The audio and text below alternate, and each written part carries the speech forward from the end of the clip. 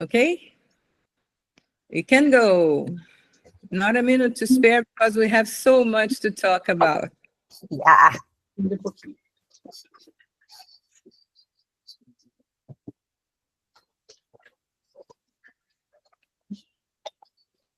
Now, can do it.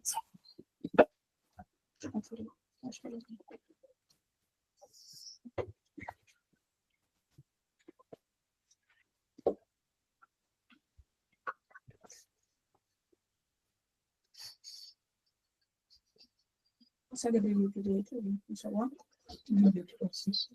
Bota eu no Protejo. Inversão não é investimento, né?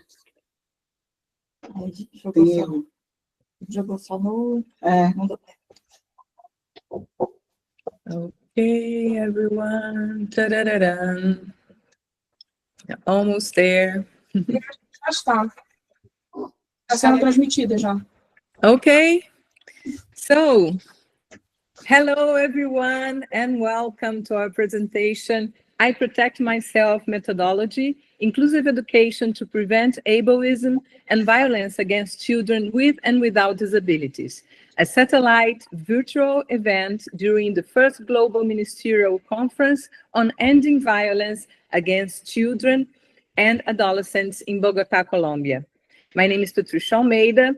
I am Brazilian, speaking from Orlando, Florida, and I will do my audio description. I'm a white woman with brown curly hair, and I'm wearing a t-shirt of our movement, I Protect Myself, and I'm a specialist in easy language, and I co-created I Protect Myself with the psychologist Neuza Maria and more than 50 collaborators in 2019 in Brazil. And one of these collaborators is Paula Ayub, who will be joining us later today. So I'm going to start my presentation. Let's see if it works. Can share a screen. Oh, now I can.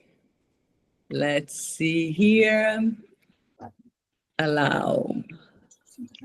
Please let me know when you see the screen. Oh, it's not this one. The other one. Can you see the screen? Not yet. Okay. Yeah? Yeah, now we do. Yeah. Okay. So we are here to talk about prevention. In I Protect Myself, we believe in prevention. It is a powerful tool against violence. Children with disabilities are more than twice as much likely to experience all forms of violence. Numbers from different studies vary, but the risk of sexual abuse for women with disabilities is anywhere from 2 to 10 times greater than that found in the general population.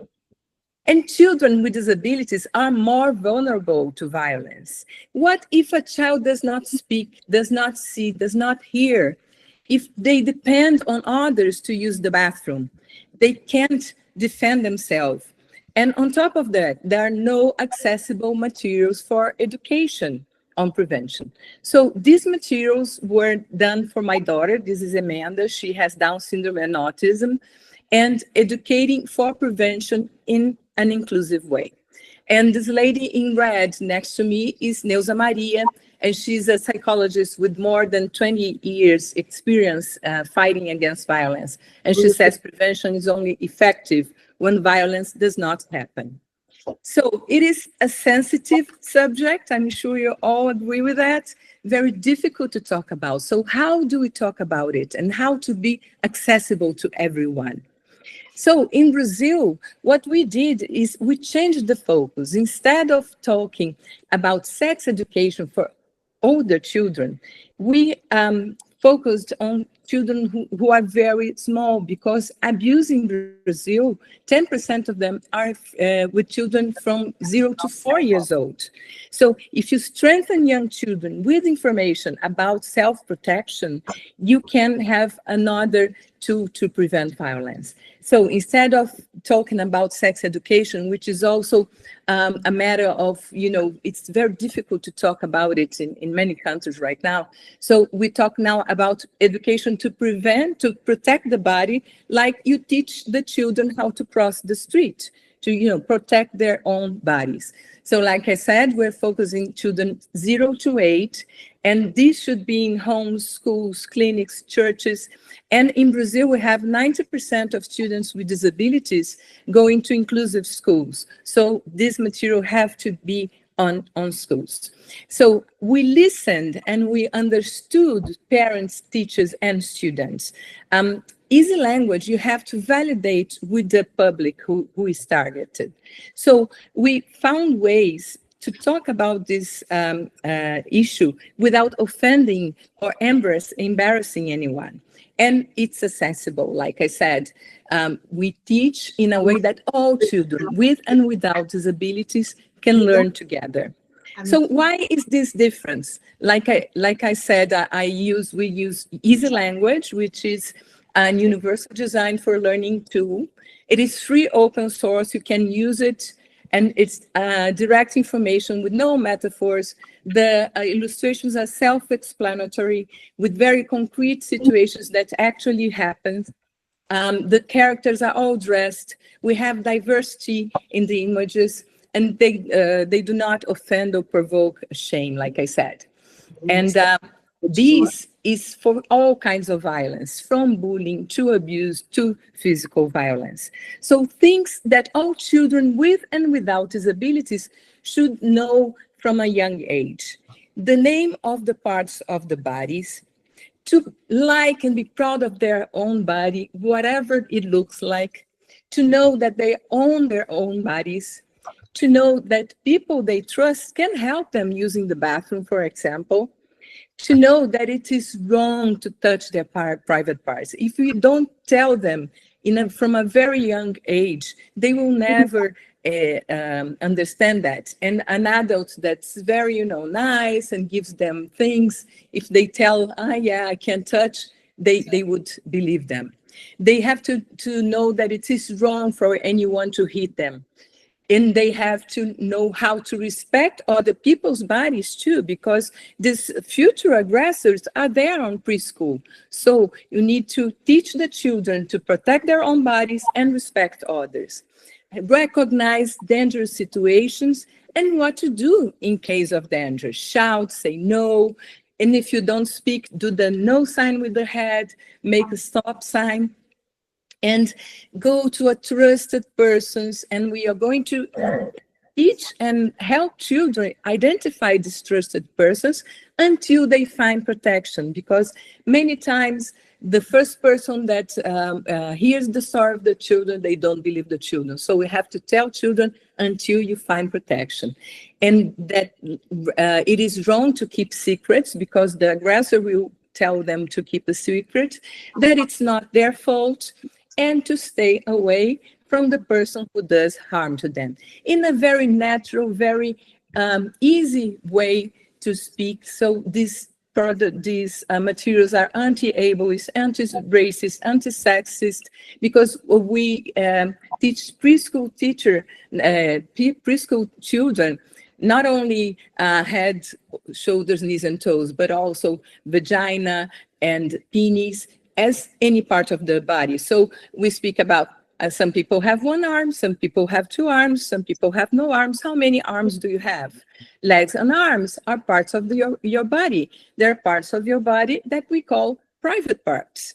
And very self-explanatory images. These images not only let them understand what they should, not let people do, but they can know that something bad happened to them, and they point and they report things that happen to them when they see that.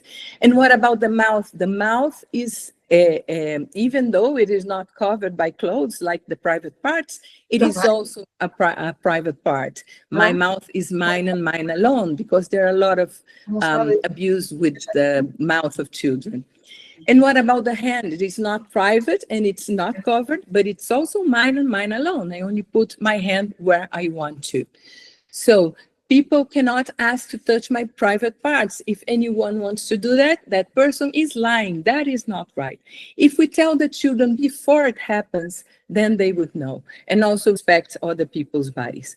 So, and we teach at the same time that people have, different colors of eyes, of skin, different hair, and that we are different, unique, special, like anyone.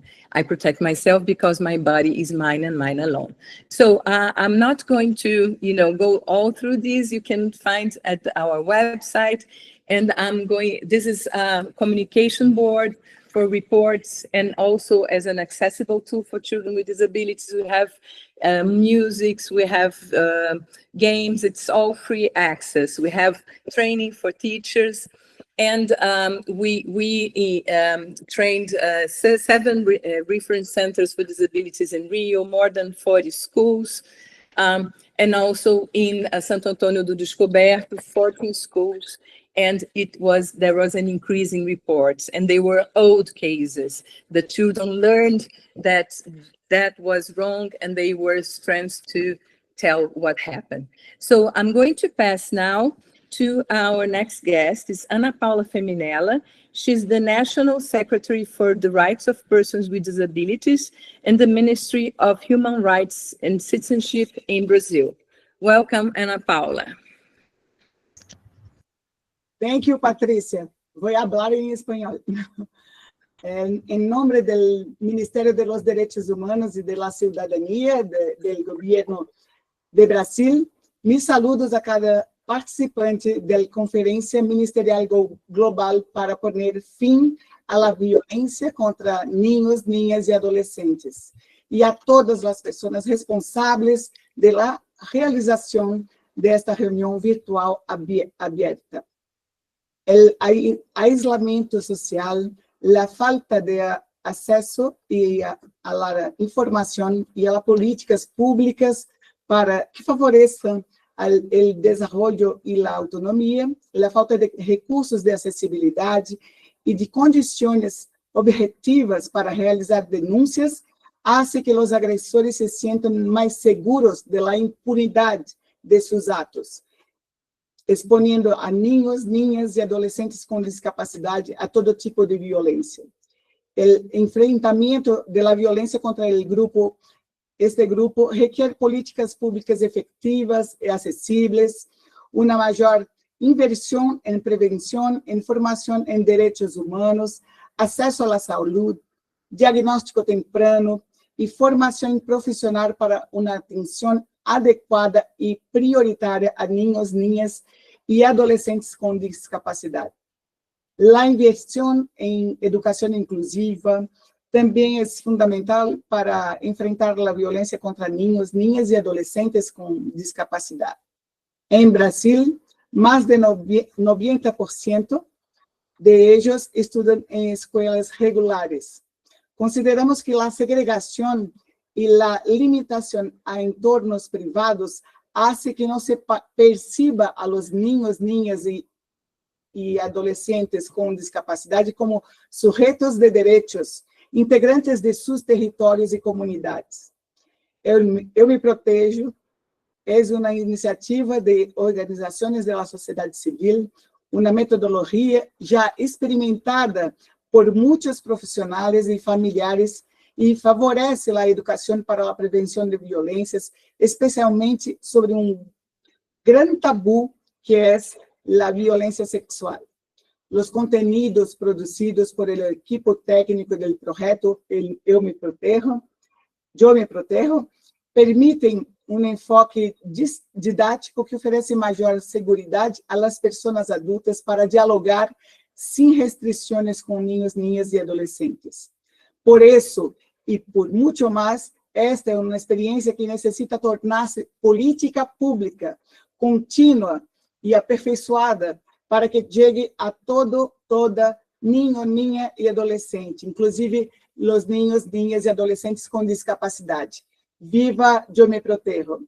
Gracias.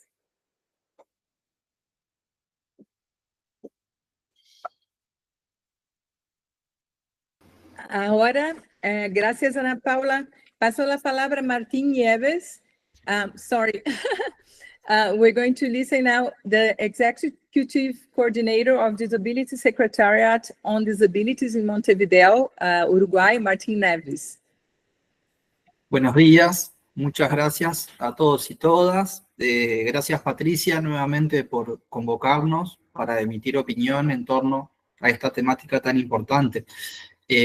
Mi testimonio como director de la Secretaría de Discapacidad, como psicomotricista de base, de formación en los aspectos vinculados a la expresión y al juego, y actualmente como director, tiene que ver con el acompañamiento a lo que fue la caravana de Yo Me Protejo en este año corriente pasado.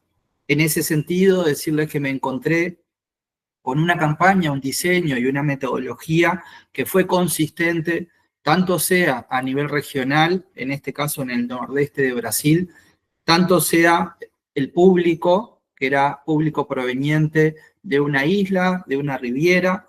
Nos encontramos también en un estadio de fútbol, en una clínica para niños y jóvenes con pluridiscapacidad y en una conferencia nacional sobre los derechos de las personas con discapacidad. Y en todos estos ámbitos, esta metodología fue consistente y fue capaz de llevar adelante una temática desde múltiples abordajes.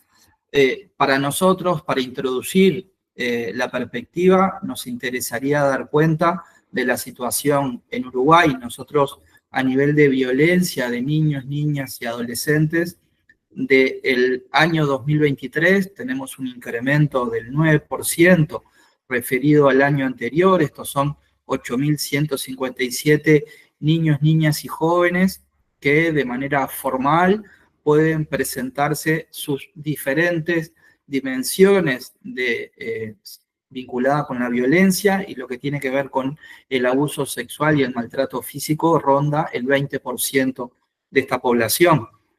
A nivel de herramientas con las cuales cuenta Uruguay, tiene que ver con el Sistema Integral de Protección a la Infancia y la Adolescencia. Esto es una articulación interministerial que es dirigida y la rectoría la lleva adelante el Instituto Nacional del Adolescente del Uruguay, junto con la Fiscalía General, la Administración Nacional de Educación Pública, el Ministerio de Desarrollo Social, el Ministerio de Salud y el Ministerio del Interior.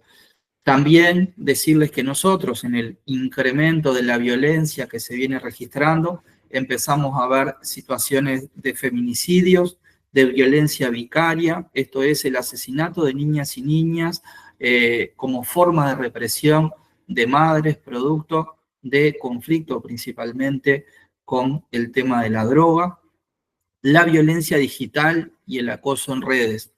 A nivel de educación, nosotros podemos decir que según el último relevamiento de UNICEF y el Instituto Nacional de Investigación en Educación, podemos decir que la mitad de los niños y jóvenes que transitan la educación primaria tienen diagnóstico en materia de discapacidad, y los docentes tienen entre el 28 y el 30% de formación específica en educación inclusiva. De ese universo de niños y jóvenes con discapacidad, aproximadamente un 30% está en educación especial, otro 30% recibe apoyo del sistema de educación especial y el otro 30% está en régimen de itinerato, esto es educación especial y educación común alternando. Esa es nuestra realidad en materia de educación y en materia de violencia sobre las infancias y las adolescencias. De nuestra trayectoria y nuestras plataformas o ámbitos de formación, podemos decir que existe una red Mandela que aborda la temática de la educación inclusiva, un plan CEIIAS, que es una plataforma digital de formación a docentes y a jóvenes con y sin discapacidad, una plataforma de educación de Uruguay Educa, y bueno, y diferentes mesas de trabajo de educación inclusiva y formación a través de consejos de formación. La experiencia de Yo Me Protejo en Uruguay llega aproximadamente en el año 2000 a través de una organización técnica como es el IDI, ha transitado en materia de primeros acercamientos a través de esta red Mandela en el 2021 y en el 2023, junto con una campaña de violencia y discapacidad, se ha planteado nuevamente esta herramienta y esta tecnología. Para quienes nos fuimos adentrando en la metodología de Yo Me Protejo, nos parece sumamente interesante rescatar y poner en valor la pertinencia del uso de esta metodología en escuelas tanto públicas como privadas, de asociaciones civiles, de centros para y por personas con discapacidad y de instituciones sociales como iglesias, pero lo que comentábamos ayer, intercambiábamos con algunos y algunas compañeras de este precioso equipo, es que el diseño desde el comienzo, desde una perspectiva de diseño universal para el aprendizaje, esto es un diseño DUA, a través de folletos, canciones, juegos, libros, guías de formación en videos, todos estos de carácter accesible y dinámico, multidimensional, que su identidad se va transformando en la medida que cada comunidad lo ejerce o se lo apropia, es otra de las herramientas de fortaleza de esta estrategia. Nosotros en Uruguay, como Intendencia de Montevideo, desde el año 2011, venimos trabajando en diferentes ámbitos de investigación en torno a la articulación entre violencia y discapacidad, género y discapacidad. Bueno, pensamos que desde el ámbito de la salud y del ámbito de la educación nosotros tenemos elementos para aportar. En este caso, nosotros este año hicimos un lanzamiento en torno a los derechos de las niñas, jóvenes y mujeres con discapacidad, y ahí planteábamos empezar a trabajar la metodología en las 23 policlínicas que tenemos a nivel departamental, pero bueno, entendimos que también es importante acompañar el proceso de incorporación de esta metodología que se definió y se está articulando a través de la educación, a través de la asociación, a través de ANEP, en articulación con UNFA y con las instituciones que en alguna medida están presentando esta metodología y estas herramientas de trabajo, y nosotros no queríamos estar ajenos a la promoción, la participación y alentar que esta línea se siga ejerciendo en Uruguay.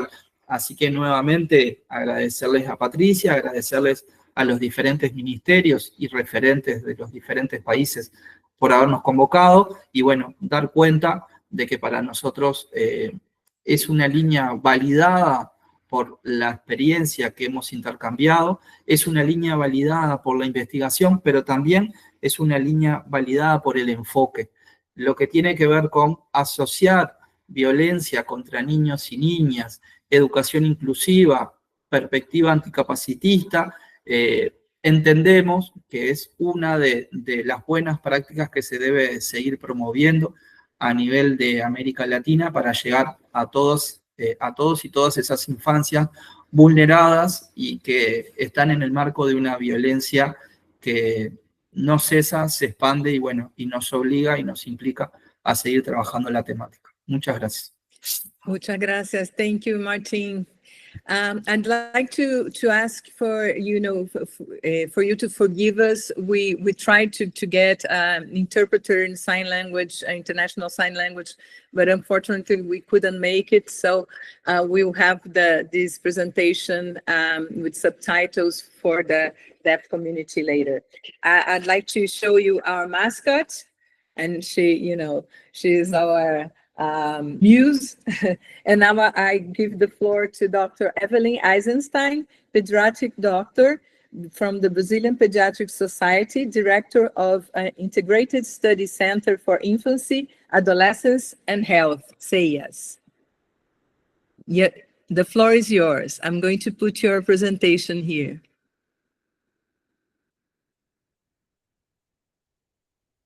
We can't hear you.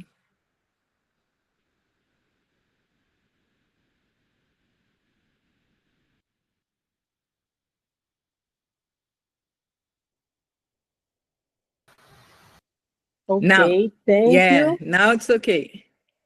Thank you. I would like to ask you to share my presentation. I will be talking in English because in a certain way I present not only the Brazilian Pediatric Society, but the International Pediatric Society, Pediatric Association, because we are all very concerned about not only sexual abuse, but exactly what I would like to highlight today, that is, like Martín already mentioned, the interrelationship between the digital violence and really the violence we see with children with disability and no disability.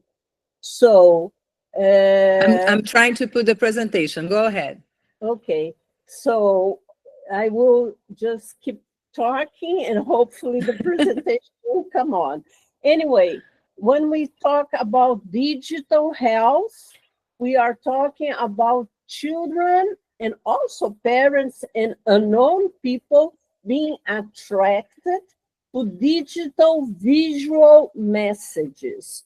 Some are sexual, and some are already violent. So we have already a whole network. Okay, thank you, Patricia. So we have already a whole network. And I would like just to state the obvious. Children are not an algorithm, not a robot. Next, Patricia, please. So children do need what we call not only time and space, nutrition, and what we say healthy conditions for their growing up. And this is not found in the screens. Please, Patricia, the next one. So violence is part of a very complicated cycle, a silent cycle, and pediatricians do see them all the time in their office, outpatient, community centers. So it is important to be always very alert. Next, please. Thank you, Patricia.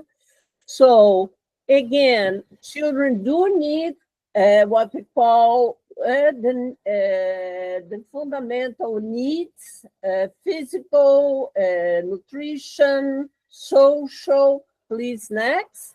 And when any kind of violence happens, it will already mark and impact this child's health for the rest of their lives. Next. So I would like to highlight that all a cycle is part, because when we see mental health problems, we see suicidal, we see bullying, cyberbullying, we see the sexual violence, but we see also the commercial sexual exploitation that is transmitted and disseminated through the internet. And this is something very important because it is the interdependence that is important to highlight. Next, Patricia. So just to always remember that violence goes with trauma, goes with life histories, and it is a cycle. And we have always to think about this possibility whenever we see any kind of a child anywhere. Next, Patricia, please. That violence and abuse is crime. It is important that we highlight the importance, as Ana Paula said, of public policies, public movements at all ministries of health, social, anywhere, and especially for that physician or that psychologist or that someone, leader of that community that sees a child that has been violated or abused. It has to be denounced. Well, next slide. So here it is. I would like that you please take a photo. Please take a look at this. This is a survey, a screen questionnaire exactly that we developed, showing the interdependence of what the children see or what they experience online and offline in the real time. I did this evaluation using International Society for Prevention of Child Abuse and Neglect consultants. Next slide. So again, just highlight the digital risk we are having nowadays, not only disinformation, fake news, crime, humiliation, traumas. Next slide. And we did develop, next one, we did develop 8 videos. They are completely available at YouTube, and anyone can, and Patricia was one of our collaborators. And we have to not only denounce, but educate.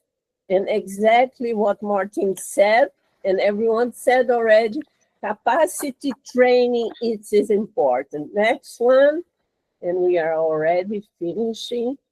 What we want social protection also online. And it is important that we have not only what we say truths, but trust, so that the children can understand what is important for their lives. Health promotion is not individually, it is a whole community system that has to protect children anywhere they are. One more and we'll finish. Okay, so what we don't want is, again, crime and conflicts and abuse, abandon, war. Next one, we want peace. We want time and space that children grow up with health, ethics, education, and especially protection. Thank you very much, and I think we will finish.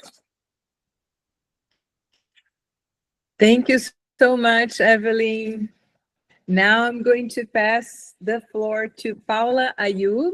She's a psychologist, family therapist, specialist in autism, and I Protect Myself collaborator. She's speaking from Brazil too. Go ahead, Paula. Hello, everyone. Thank you, Patricia. I'll need some help too because I couldn't go through my slides. But I'm not going to wait for that because we have to explain what we're doing here. And this is very, very important issue. I would like to talk about how I Protect Myself can transform people's life who has some disabilities.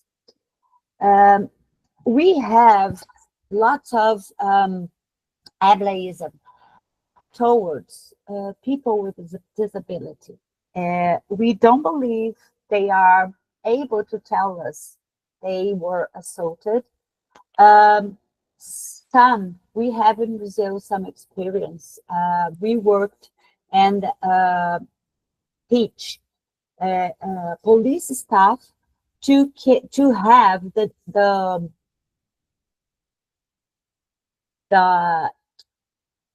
talking, and the person who was abused, they could tell what happened to them.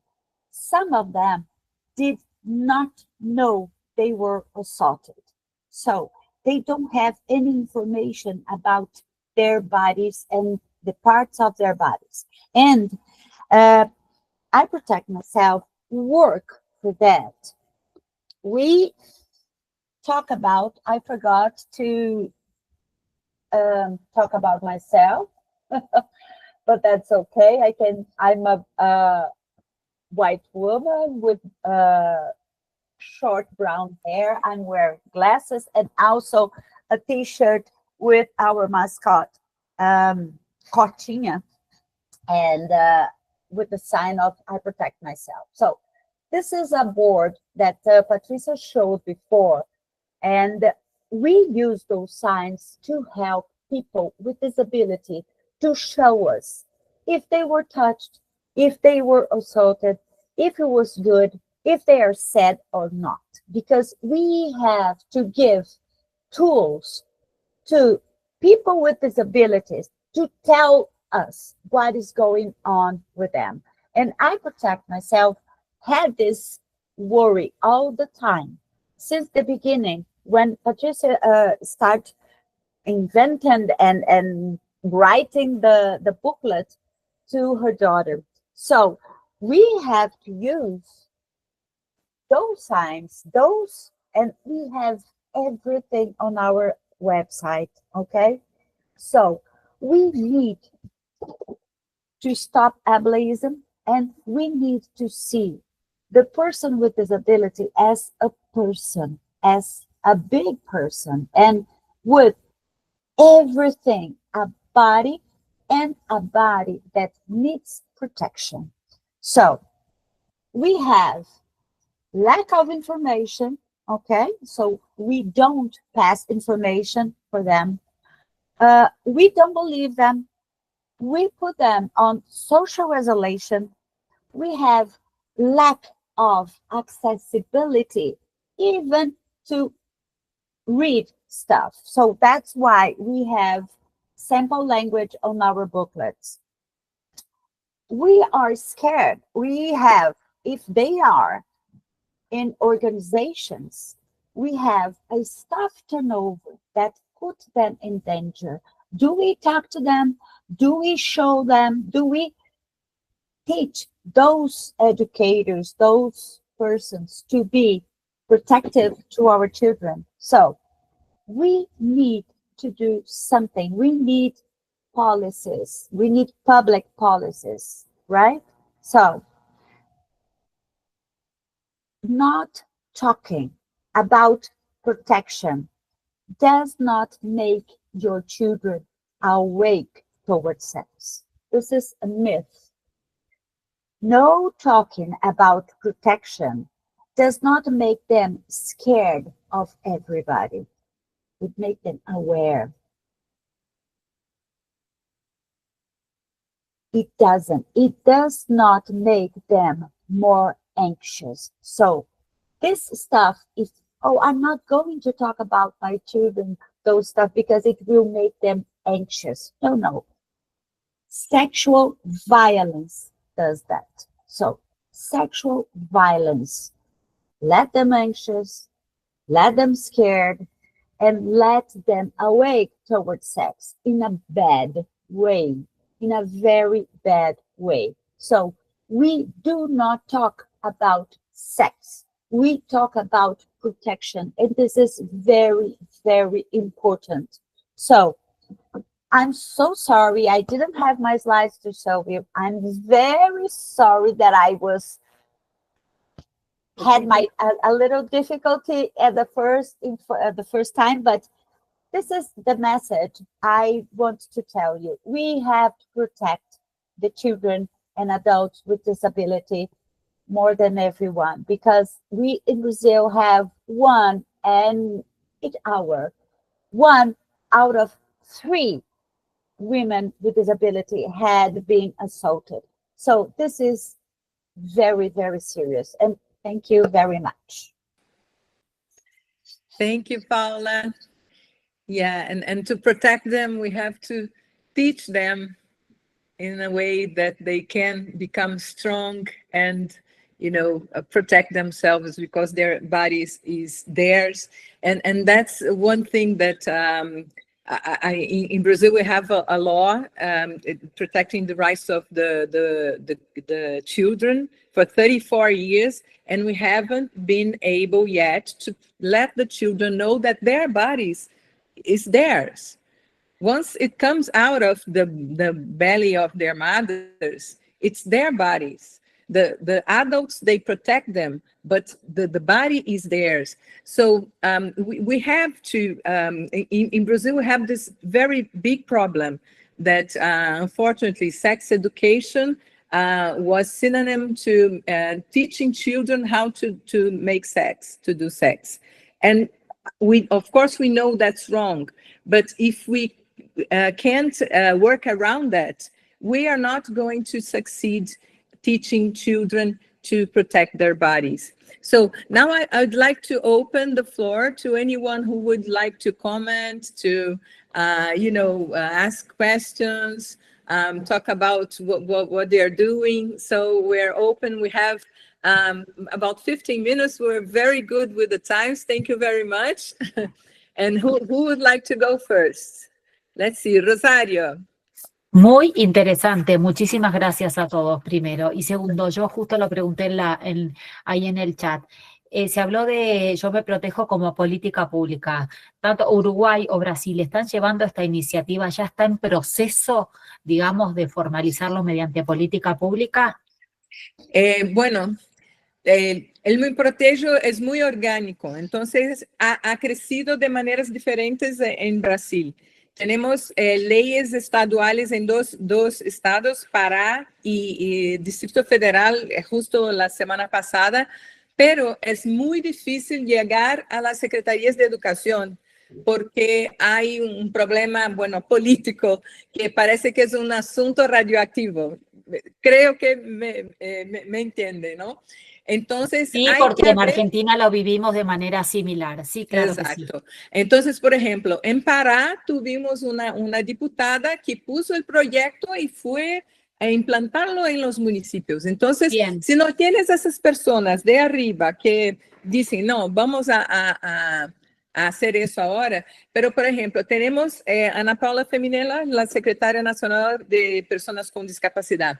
Ella está llevando dentro de su ministerio, pero todo toma mucho tiempo. Sí, entonces, claro. Hace, 3 años que lo estamos intentando. Okay. El Ministerio de Educación lo mismo. Pero además de esos 2 estados, tenemos leyes en 3 municipios.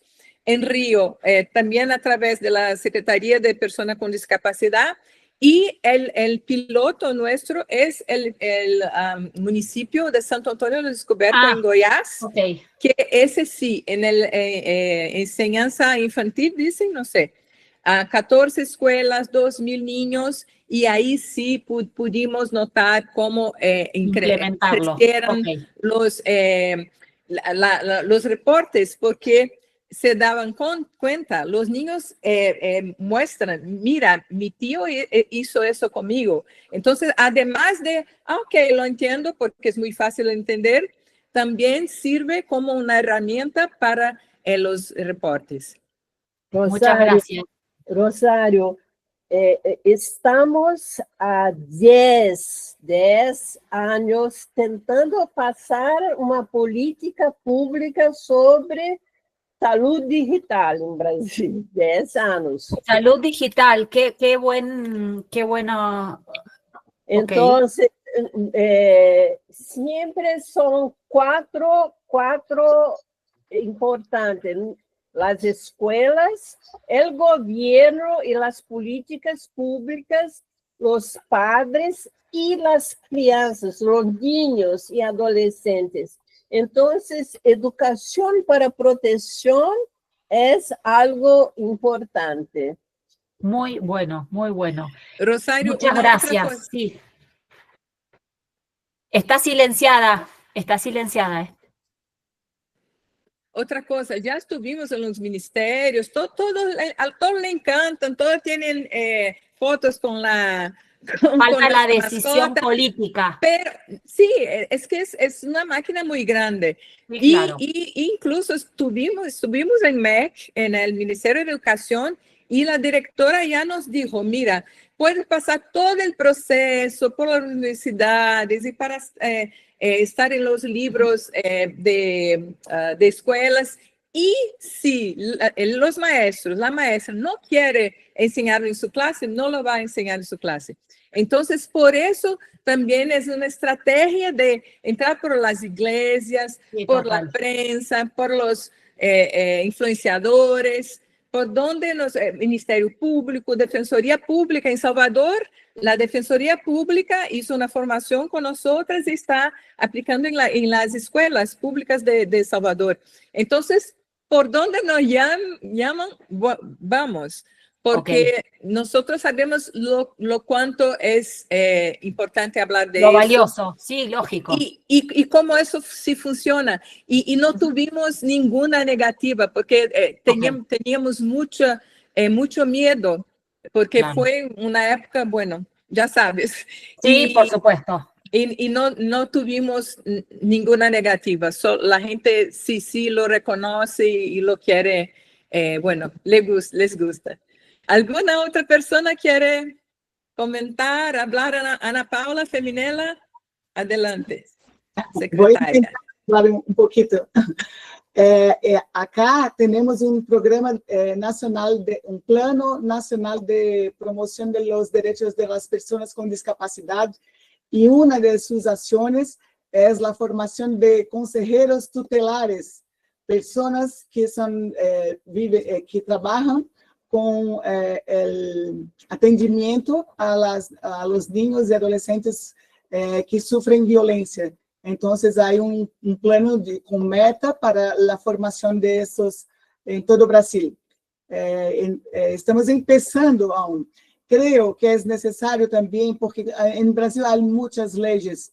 En ley de directrices y bases de la educación brasileira, el tema como contenido para las escuelas es fundamental para que eso se consolide como política pública. Así también estamos, como dice Patricia, por todas las condiciones, por también Ministerio de Salud, né, por la formación de los agentes comunitarios de salud, personas que tienen contacto directamente con la comunidad y que trabajan directamente en las residencias de las personas. Entonces, son muchas iniciativas, algunas se hacen más difíciles porque hay una burocracia mucho grande en Brasil. Acerca de eso que habló Ana Paula, en Santo Antônio de Descoberto es una colaboración con la Secretaría de Discapacidad y con el Consejo Nacional de Justicia. Y ahí sí lo metieron en el currículo escolar, a través del Consejo de Educación Municipal, y entonces ahí ya está, ya se incluye todos los años. Entonces, es un camino que también es posible, pero Secretaría de Educación son difíciles. ¿Alguien más quiere hablar, comentar?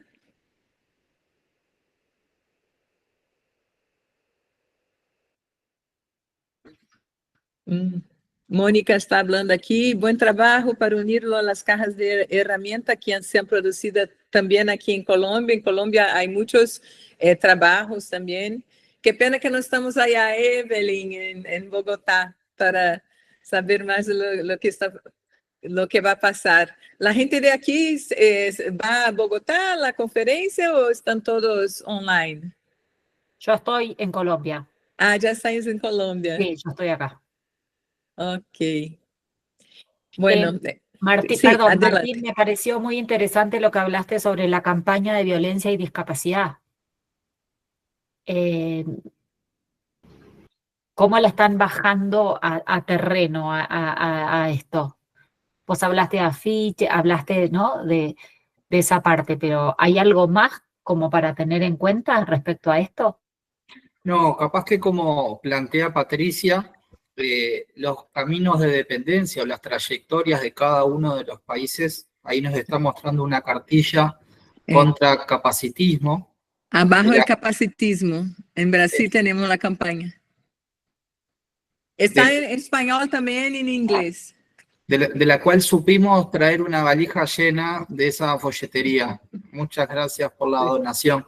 No, pero para cerrar la pregunta que nos hacía Rosario, Nosotros en Uruguay hemos tenido diferentes campañas y hay diferentes actores que promueven los derechos de las infancias y las adolescencias. Tenemos desde organizaciones sociales, como puede ser Aldeas Infantiles, Gurises Unidos, que tienen más de 13 años de trayectoria en campañas de un trato por el buen trato. Lo que no se ha dado aún, o se viene dando muy lentamente, es esta articulación entre todas las infancias, un formato accesible para todas las infancias, que me parece que esta línea de trabajo Yo Me Protejo abre lo mismo que la articulación entre salud y educación, otra dimensión que a veces es difícil de ver quién lleva la rectoría en torno a dónde se recibe la denuncia. Por ejemplo, nosotros en Uruguay tenemos 35 comités de recepción en torno al seguimiento de la violencia y es interdisciplinario. Por otro lado, tenemos la educación con sus diferentes líneas de trabajo en torno al abordaje de la violencia por un lado, la educación por otro y la sexualidad por otro. A mí me parece que lo que se logra en esta herramienta es conjugar diferentes intersecciones que a la población con discapacidad nos hace muy bien.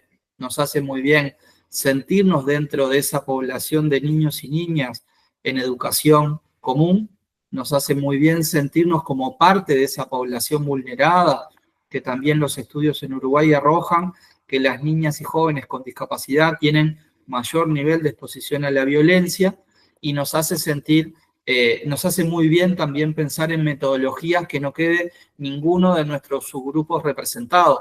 Por eso lo que traía Evelyn, Paula, con relación a las niñas y niños con autismo, me parece que es parte del orgánico de este dispositivo. De todas maneras, para cerrar un poco la pregunta, Rosario, a nivel de política pública tenemos normativas, tenemos reglamentación, tenemos este sistema integrado de protección a la infancia y a la adolescencia. Lo que no tenemos herramientas comunes de abordaje, ¿sí? Tenemos campañas anuales, tenemos rectorías parciales, pero no tenemos una trayectoria acumulada en materia de formación. Sí en materia de registro, sí en materia de abordaje interdisciplinario, pero no en materia de formación. Por eso lo importante e interesante de esta herramienta. Y bueno, enseñando aquí los guías, tenemos muchos guías de salud de las personas con discapacidad, incluso salud sexual en inglés, en español, para agentes de salud. Ahí está el link, los pueden usar, es de Fiocruz, es la Escuela Nacional de Salud Pública, y hace parte del plan que hablaba la secretaria, Vivir Sin Límites, que es el plan nacional de derechos de personas con discapacidad. Están buenísimos y tuvo la participación de personas con discapacidad y están en lenguaje fácil o lectura fácil, y es por eso que son tan buenos. ¿Alguien más? Mónica, ¿ibas a hablar? Sí, Patricia, ¿cómo estás? Buenos días, Patricia. Qué bien que estás aquí, Mónica. Sí, aquí estoy y pues bueno, qué bien que este tema esté poniéndose sobre la mesa, porque a veces, y lo hemos sentido en toda esta preparación de la cumbre, he estado en las reuniones preparatorias, se habla de violencia sexual contra los niños, pero no se contempla a los niños con discapacidad. Ojalá todos los que van a participar en la cumbre siempre tengan en cuenta que los niños con discapacidad también hacen parte y también son víctimas de violencia sexual, ¿no? Porque a veces de eso no se habla, y pues se invisibiliza mucho su presencia y sus denuncias tampoco son válidas, ¿no? Entonces, creo que es por eso muy importante, Patricia, y pues un llamado, ojalá a todos quienes van a ser parte. Nosotros, igual con UNICEF, Patricia, vamos a tener un evento paralelo el día 8 de noviembre sobre desinstitucionalización, cierre de las instituciones, y cómo la institucionalización pues se convierte también en una forma de violencia contra los niños, ¿no? El no poder pertenecer a una familia y demás. Entonces, pues quienes vayan a estar en la cumbre, muy invitados el 8, vamos a estar allí con Steve Edelman y otros expertos hablando de este tema sobre la institucionalización y bueno, este es un recurso, Patricia, como ya te lo había dicho, un recurso muy valioso para unirlo a otras cajas de herramientas que hemos desarrollado también en Colombia, pero que el valor de esta precisamente es esa lectura fácil, esa forma de hacerlo fácil para todos. Muchísimas gracias, Patricia. Gracias a usted, Mónica. Incluso eso es lo bonito, ¿no? Porque sí, empezó para una persona, una niña con discapacidad, mi hija, pero es para todos. Eso es el diseño universal para, universal para aprendizaje. Incluso ya lo enseñamos en la ONU, en la Conferencia de los Estados Partes, y también la conferencia de síndrome de Down de Australia. Ese año fui y enseñé el guía de lenguaje fácil, que es ese, simple as this, que está en inglés y en portugués, que es cómo hacer lenguaje fácil como el de yo me cuido, yo me protejo. ¿Alguien más quiere hablar? Tenemos 3 minutos.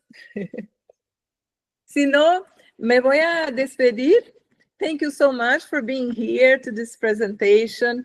It will be on YouTube, so please feel free to share and send us your comments, questions about the materials. We are always ready to better our content. This has had like 60 different versions. It's getting better and better. So if you are interested in translating the material to other languages, we would love to hear from you too. So follow us on Instagram at I Protect Myself or at Eu Me Protejo Brasil. Thank you so much. I thank you all the panelists and everybody that is here today, and have a great conference in Bogota. Thank you. Bye-bye.